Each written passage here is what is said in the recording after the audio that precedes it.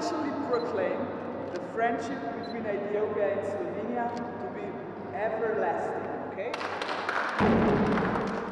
በስሎቬኒያና በኢትዮጵያ መካከል ያለው ወዳጅነት መቼውንም ቢሆን እንዳይቋረጥ በይፋ አውጃለሁ ነው ያሉት ዶክተር ናታሻ ፒርስ ሙሳር። የስሎቪያ ፕሬዝዳንት ዶክተር ናታሻ ፒርስ ሙሳር በአዲስ አበባ የተለያዩ የልማት ፕሮጀክቶችን ጎብኝተዋል። ጠቅላይ ሚኒስትር ዶክተር አብይ አህመድ ጋርም ተገናኝተው በተለያዩ ርዕሰ ጉዳዮች ላይ መክረዋል። ከከንቲባ አዳነች አቤቤና ከሌሎች የመንግስት የሥራ ኃላፊዎች ጋርም በአዲስ አበባ ሰማይ ስር የሁለቱን ሀገራት ትብብር የሚያጎለብቱ ውይይቶችና ጉብኝቶች ተደርገዋል። አዲስ አበባ ላይ የተመለከቷቸው የልማት ፕሮጀክቶች እንቅስቃሴም እንዳስደመማቸው ተናግረዋል።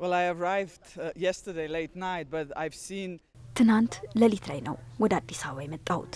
በከተማዋ በርካታ ግንባታዎችንም ተመልክቻለሁ። በእድገትና መሻሻል ላይ ያለችም ሀገር አይቻለሁ። እዚህ የተገኘሁት አዲስ አበባ የአፍሪካ ህብረት መቀመጫ ስለሆነችም ነው። እንደሚታወቀው ስሎቬኒያ በአሁኑ ወቅት በጸጥታው ምክር ቤት ቋሚ መቀመጫ አላት። አፍሪካ ደግሞ ብዙ ጊዜ አጀንዳ ትደረጋለች።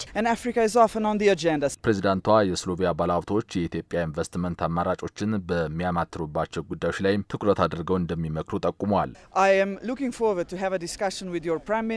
ስለዚህ ከኢትዮጵያ ጠቅላይ ሚኒስትርና ፕሬዝዳንትም ጋር እንመክራለን። በተለይ የስሎቬኒያ አልሚዎች በኢትዮጵያ በቀጣይ ኢንቨስትመንት ስለሚያደርጉባቸው ዘርፎችም እመለከታለሁ። አዲስ አበባ የዓለማችን አንዷ የዲፕሎማሲ ከተማ ነች። ይህ ሀቅ ነው። ለዚህ ነው ኤምባሲዎቻችንን በዚህ የከፈት ነው። ፕሬዝዳንቷ ከጎበኟቸው ቦታዎች መካከል የአድዋ ጀግኖች መታሰቢያ አንዱ ነበር። በቦታው የአበባ ጉንጉን የማስቀመጥ ስነ ስርዓትም አካሂደዋል። እንዲህ አይነት ታሪክ አስተማሪ ቅርሶችን መገንባት ታላቅነት እንደሆነ መስክረዋል። Every single country has to nurture the heritage and history.